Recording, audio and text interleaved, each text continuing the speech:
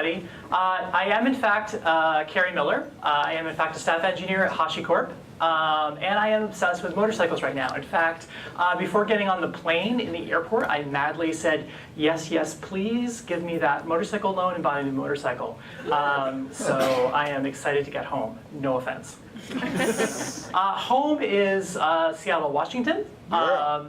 This is what it looks like every single day for about the 5 minutes when it's not raining. This is a picture of my dog. His name is TJ Higgins JSD. Actually, his full AKC registered name is Princess Nala's Sampson's TJ Higgins JSD. Because they have to include the mother's name and the father's name on the registration. What is JSD, you might ask? What is it? I'm glad you asked. JSD is a doctorate of jurisprudence. It's a law degree. So he's not just my dog. He is, in fact, my lawyer. He's also my financial advisor. Unfortunately, his advice right now is to invest in sticks. Do you know why you invest in sticks? Because they have a very high rate of return.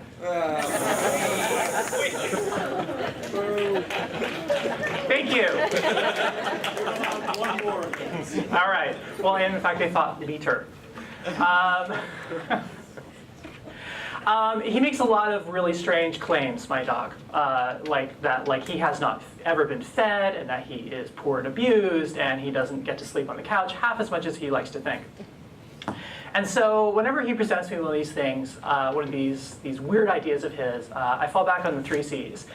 Challenge, consider, and conclude. This is a triplet that comes up a lot in the skeptics community, and which I'm not really a part of. I love conspiracy theories.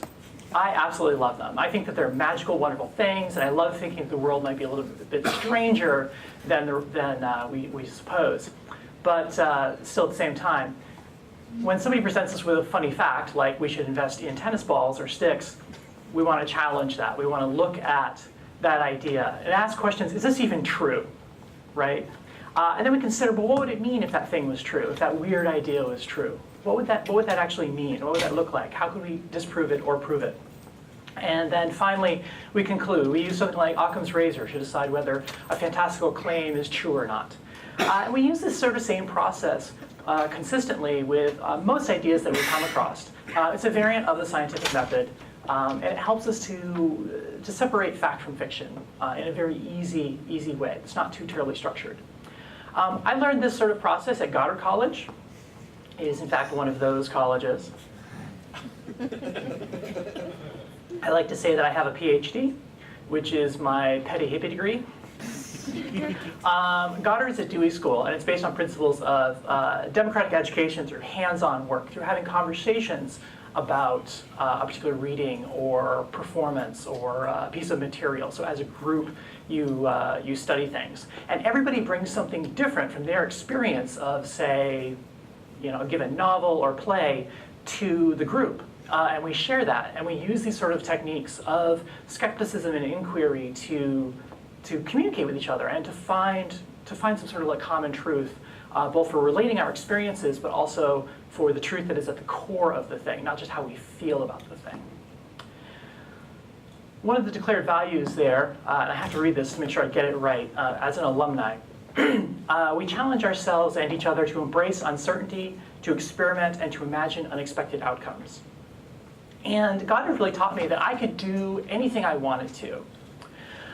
So about 15 years ago, I decided that I wanted to learn about small engine repair. So I bought one of these. It was my first scooter, my first real motorcycle, and my dad was ecstatic. And my dad is like, he's an old motorcycle guy. He grew up on a farm working on engines and things, and like he got into electrical power, but like finally there was something he and I could bond about, right? So we kind of bonded over this, and so like my dad like would give me advice and like teach me about engines over the phone and over Skype and things. This is my daily ride right now, just getting around the city. I have other motorcycles now, but I don't want to ride them on a daily basis, certainly. But just getting around town, this is kind of what I ride. And my dad taught me about these engines that there's really only 4 things that can ever go wrong with an engine. And so when the engine doesn't start, or you have a problem with it, one of these 4 things is wrong. And those 4 things are fuel, air, spark, and pressure. So if your car doesn't start in the morning, it's one of these 4 things. Nothing else can really go wrong with it that doesn't fall into one of these categories. And so this acts as a very simple search tree for diagnosing problems. Do you have fuel? Yes or no? Okay. Do you have air? Yes or no? Is air getting into the engine? Do you have spark? Is the electrical system on? Is the battery flat or dead? Is the key working? Things like that. And finally, pressure, because an internal combustion engine is a controlled explosion. The key there being controlled, right? We have to capture the energy of that explosion to make it work. And so this is a very simple mnemonic for it's a very simple search algorithm, basically, for diagnosing problems with an engine. Similar sorts of search trees exist for our systems as well. We can imagine, well, why isn't our metrics tool working? Well, our metrics tool talks to Redis. Well, can we talk to Redis? Is Redis working? Is Redis actually saving data? Oh, the server actually isn't on. Things like that. This is why when you call Comcast, because your cable modem isn't working, the first thing they say is turn it off and back on again. Because often that does accidentally fix the problem, but also sometimes things just aren't turned on. And so this is sort of like where we get into using the scientific method, which is is everyone familiar with the scientific method? It seems pretty good. So no shame if you're not. I make assumptions and I apologize. Scientific method is sort of the very structured way of doing scientific and repeatable inquiry. Excuse me. It's still 6 a.m. for me, people. I'm sorry. So first thing we do is we ask a question. What do we want to find out about something? Why is Redis misbehaving? We do some background research and we gather some ideas. So we might say, well, Redis is misbehaving because it's Redis. Well, that's an idea. How would we test that? How would we figure out where the problem is actually happening? So we devise some ideas like, well, where could I go look to get a piece of information? For example, I might come up with the idea that Redis is not accepting connections right now. Well, how could I prove that or disprove that? Can I ping the machine? Is there a heartbeat or health check API that I can access? And then I look at those results and say, no, this proves or disproves my hypothesis, or the idea that I have about why the system is working or not working. And then finally, you communicate those results out, whether through looking at all of the sum total of your data, all the different things that you've tried, aggregating the timeouts of all those different checks you've done, and bundle that up and push it out into the rest of the world. And so this is really the process that scientists use, and it's a formalized way of describing the process of inquiry that we use on a daily. Of course, the purpose of the scientific method is to make sure that we haven't actually fooled ourselves into thinking something is true that isn't true.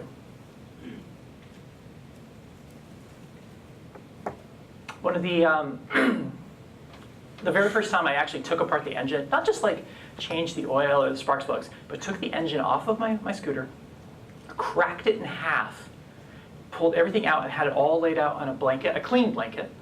So you can see the literally exploded version of my scooter engine. And then I put it back together because I wanted to upgrade the fuel jets because, a little more power. Let's get this a little more powerful. I had already taken everything that had any weight off the bike. It doesn't have a battery. Because you don't actually need the battery on one of these things, right? It's just an extra 5 pounds. I don't carry a spare tire. I need a spare tire. I'm only going 40 miles an hour. I don't go more than 20 miles from my house. I can walk. Anyway, I put it all back together again, started up, went down the road. It was running smooth. It was great. It had some great pavement, did some good turns on it. Engine cuts out. And it cuts out in a weird way I've never experienced before. It kind of stuttered, it shuddered, and there was it actually kind of backfired a little bit, which I don't know, engines these days don't really backfire. So it was very frightening. So I cruised into a gas station. And of course it's Seattle, so it started to rain, which heightens the drama of the story considerably. And I was certain that I had put something in backwards. That was my fear. And so I spent about half an hour with like my hand tools, in a gas station parking lot, trying to figure out what the heck was going on. What did I put in backwards? And I was convinced it was the fuel jets because I had cleaned them with a special kind of cleaner and blah, blah, blah, blah. And of course, good thing I was at a gas station because I was just out of gas. But it took me half an hour to figure that out. Because I took the gas gauge off. It's 5 ounces, people. It's 5 ounces that could be speed instead. So we use these, having a structured method for making inquiries about your system, whether you use the scientific method or the 3 Cs or whatever it is, some sort of war room, is really, really important. Because in that situation, if I had done my simple examination, so leaping immediately to, well, I put something in backwards and that's what I have to do. I have to like disassemble the engine here in the parking lot. I lost half an hour and I got wet in the rain. And you see this a lot, like whenever there's like a P0 or P1 outage on a website, like everybody freaks out, especially if you don't have a well-experienced war team of support engineers who understand how to deal with outages. Like, we push some code and things blow up. Well, obviously it's the code that we just pushed, right? Like that's where the bug is. And usually that's kind of true, but that's really only true maybe 2/3 of the time. Sometimes it's just like the code that you pushed is causing a stress further on in the system. There's been this idea going around concept of complexity in software, the idea that your software always is in a state of failure. You just haven't encountered that the way that it breaks yet. And so maybe the code that you just pushed out has put pressure onto the system to stress it in such a way that the thing that was going to break now has broken. And so having a structured way of making inquiries about the system, having a sane and comfortable and repeatable approach to diagnosing problems can help you remove some of these blind spots. Because we have a ton of blind spots. We have a ton of biases that we carry into any situation. And some of those are trained, they're taught to us, right? Like the idea that like, well, the code that we just pushed is where the bug is, right? That's a heuristic. It's an easy way of doing it. It's an aphorism. It's a thing we tell each other. But it's not necessarily the right story. Who we are on any given day is also part of the story of our systems breaking. Mike Kerro, in the poker world, wrote this eponymous book because he loves to name things after himself. It's called Mike Kerro's Book of Poker Tells. It's kind of ridiculous, and it's got like all of these like 1970s like beachside like cartoons of him like winning poker hands and things. It's kind of a joke. And he came up with this law called Mike Kerro's Threshold of Misery. Which I think is kind of ridiculous when you think about it, because they're like, is it like Kerro's personal threshold of misery? Like, is it unique to him? But this is this idea that in the gambling world, somebody can lose money and it hurts. But there's a certain point past which no more pain will impact you. Also known as the F-it line. And I feel like as software engineers, right, we do something that's very, very hard, and it's very, very difficult. And we hit this threshold of misery all the time. An example of the threshold of misery might be if you're supposed to be up for an 8 a.m. meeting with an important bank in London, and let's just say you live in Seattle. Let's make up a city. And you sleep in, and it's 10 a.m. You're supposed to be on the call at 8 a.m. Well, I guess I'm going to the beach. My day is ruined. My day is over, right? That's that threshold of misery. Boy, I really should refactor this massive else block. But I'll just add another condition. Like that's not the point of this pull request. The point of this pull request is to add a condition. Writing a test for this code is impossible, so it'll be fine. I clicked around a bit.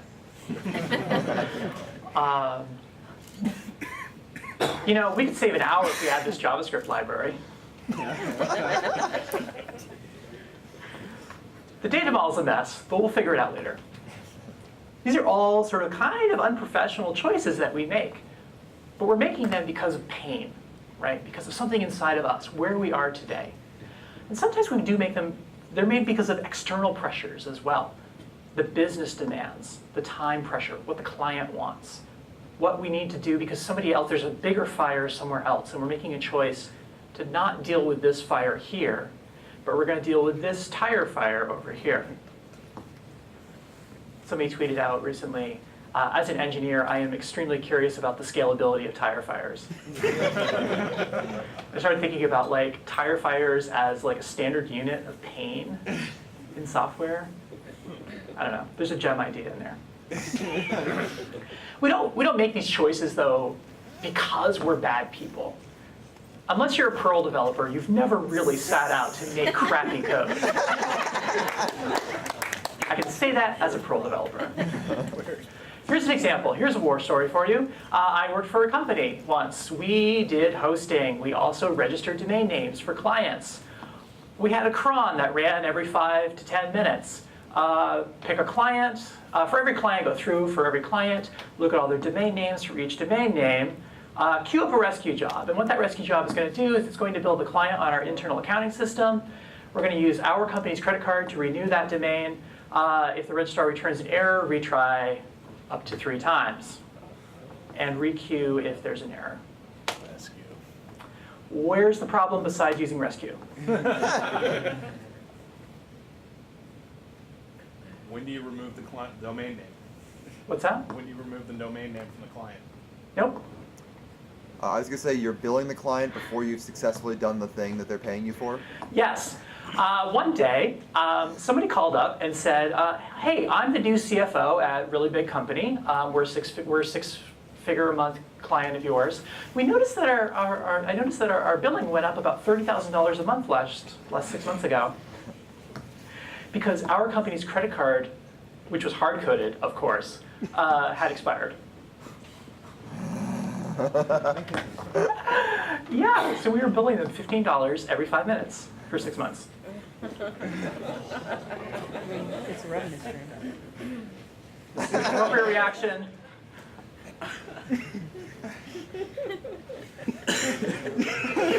This is so good, I love it. Anyway, so why were we in this business? It took me and another developer 30 hours. Let's just roughly spitball and say we cost $100 an hour once you add in like insurance and keeping the lights on. And we had 600 domains, right? Like we lost money on this bug. It's going to take us 3 years to break even from that bug. And when I looked into the Git blame for it, because I was kind of curious, like how does this code develop over the years? There was a commit from 18 months prior saying, oh, hey, by the way, this will break this way. And that's what this commit fixed, was like to update the credit card number. Oh my God. But that's okay. Why did we offer that service, right? Well, we offered that service because way back when it was the founders, and it was 3 of them in like a tiny little cramped office, right? They had a client whose domain name blew up, and the client got mad at them. And so they wrote some like hacky code to make it work, and that code just kind of evolved and like took on other responsibilities, and pretty soon it was an entire system, right? Like software exists in this broken state all the time, and we're never going to know about it until the brokenness hurts us, right? It's great. It is absolutely great to be this large until you are not. It is not advantageous.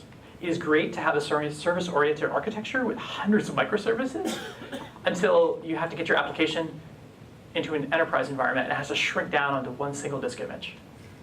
It is great to use Ruby until something about Ruby is no longer correct for your problem as an engineer. And so you have to constantly be reevaluating the state of your software and like what are the external pressures in the environment that it lives in? What are we bringing to the table? What are the demands that are being placed upon it constantly and consistently over time? Because what is true, what is great today, will not necessarily be true tomorrow. It might not even be true this afternoon. People have been kind of like coming up and trolling me a little bit this morning about Docker. Just fine, that's fine, whatever. You're trash software. But if you want to put Docker on a toaster, like, well, I don't know, maybe toasters are going to be the hot thing next year, right? I really don't know. Maybe we're going to start doing distributed computers using sort of like SETI at home stuff with Apple Watches on our wrists. You know, and is that the kind of deployment strategy that we want? Are we going to care about containers? Are we going to care about cloud computing? Because you're going to be, you know, it's all going to be like pushing lambdas up to your wrist or something. Doing map reduce on your watch for Google. Like, who knows? I don't know. I never knew that Ruby was going to take off. I got into Ruby because this one guy that I liked, who thought was a really great engineer, showed me the like make a blog in 10 minutes thing, and I was like, that's so cool. I want to make a blog in 10 minutes. I made a blog in 10 minutes, and I'm like, this Ruby thing, that's kind of cute, but this is nothing next to Perl. Ruby's never going to take off.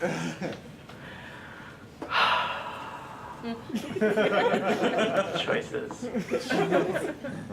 I once got a company to pay $8,000 to send me and 2 other engineers to a 4-day training workshop on how to make QuickTime VR images. Any of you familiar with that? These little images that you could drag and it like does a 360 to like look inside like a building. Like, we never sold a single one. Right? That was the same company that like we managed to convince a client to build a VRML, like a 3D walk around VR space in '98. Right? Like these are bad choices, right? Because we don't know what the future is going to hold. We think, we try, we experiment, we push the boundaries by testing the waters on things. But that's not necessarily always what our clients really need in the end. Let me tell you about my favorite tool in my toolbox. I love Crescent wrenches. Things that I have done with the Crescent wrench. I was a stagehand for a number of years before I became a software developer. I have scampered up and down ladders and scaffoldings with one of these in my back pocket. Very often tied to a safety harness, sometimes not. They are great for an amazing number of things. I've used them to wedge open loading bay doors on semi-trucks. I've once fixed the jammed rear brake on my scooter in the rain with one. A little percussive maintenance helps. I've pounded in nails. I did not once use these in the place of a 50 amp fuse. It's steel. It conducts electricity. It's not going to melt. The show went on. Play the GIF again. Slayer, 1997, Lake Champlain Fairgrounds. That's all I'm going to say. The C-wrench is also a very versatile tool in a lot of ways. Look at this sharp point, like you get like safety, like if you're walking home at night, you could like club somebody, but it's totally adjustable, right?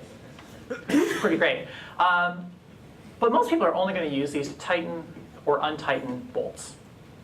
And that is sort of a little bit indicative of this idea of functional fixedness, this idea that we get into our heads that a thing has a purpose, and we can only ever use that for that purpose.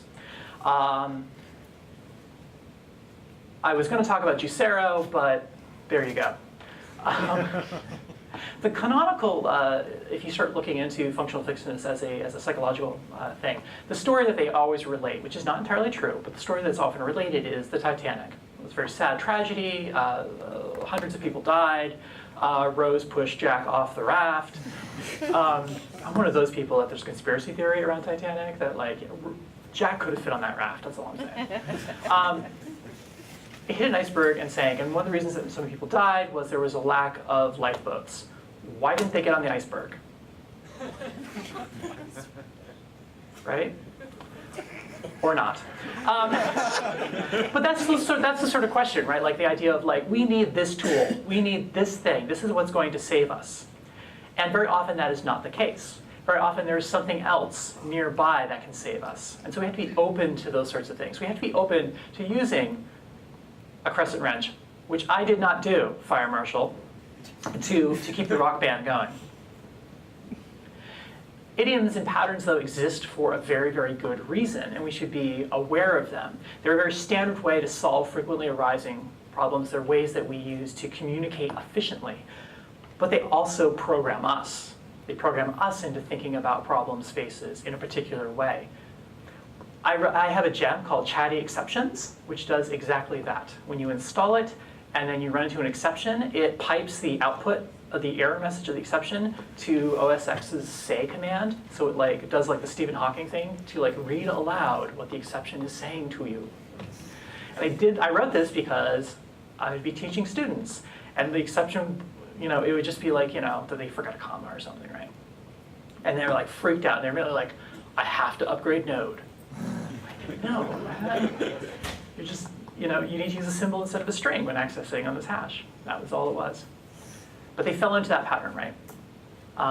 That's the way that we approach the software often encodes in us the ways that we think about it. I'm at the end of my time, so I want to leave you with some actual actionable things. This is my dad's guide to how to fix anything. I called him the other day and I said, I need some advice. And this is the advice he gave me. Take it apart and put it back together, sometimes called the oops, I fixed it approach. The number of times I've tried and tried and tried to make something work, and then I'm like, well, I'll just rewrite it. And I end up rewriting the same exact code, but now it works. Not as common anymore, thanks to line endings, and I don't cut and paste from Stack Exchange quite as much. Know your comfort zone. Know what it is that you can do, and know when you're over your head. Be aware of where you are and what you are touching. I will do anything on my motorcycle or scooter. I can fix anything, but I will not fix the brake system. I am scared to death. I could probably take apart the anti-lock brake system, despite the computer. I could probably do it. I'm not going to. Move with deliberate speed. It's really easy, especially if you're in a crisis situation where everything's blowing up and it's down, and you've taken down GitHub for all of Japan. 10 minutes of my life. Yeah, it was just Japan too. That was the best part. Move with deliberate speed. It's really easy to get in that mode, right? Where I've got to fix it now. You've got external pressures. People are coming into the Slack channel hey, y'all guys know the site's down? Read the backscroll, But moving with deliberate speed, even if it's just taking a breath and meditating for just a moment and being present, and then moving on. Reduce that level of panic. Consult experts, right? I don't know anything about brake systems, so I'm taking that somewhere else. We have Stack Exchange, we have YouTube. Anything you want to know in this world, you can learn. Just find an expert and ask them. Leave breadcrumbs. I take notes incessantly. I will branch off of branches to try things out and then smush it and pull it back in. Because I need to leave a breadcrumb of all the different things I've tried. And finally, know when to bail. It's okay to jump. If the bike is sliding towards the guardrail, get off. Or get that expert who's in the sidecar to take over. There are sometimes things that we can't fix that are a little bit unapproachable for who we are with the knowledge that we have. And our best isn't going to be best today. And that's okay. That's okay. It's not a failure. Don't just keep throwing yourself at that wall over and over again. Because what we do is really, really hard. And I keep trying to remind people of this. We do something that's very, very difficult. It's fun, it's exciting, we are rewarded by it, but it's fundamentally a difficult thing. If it wasn't, we wouldn't be well compensated as an industry. Everybody would do this. And so just be appreciative of that sometimes, that we do minor miracles every day, and we work with a fundamentally inhuman thing of ones and zeros and logic gates on a daily basis. We are not ones and zeros and logic gates internally. And that mismatch is often where a lot of these problems happen. So know yourself, know your tools, and be confident and kind to each other. Thank you.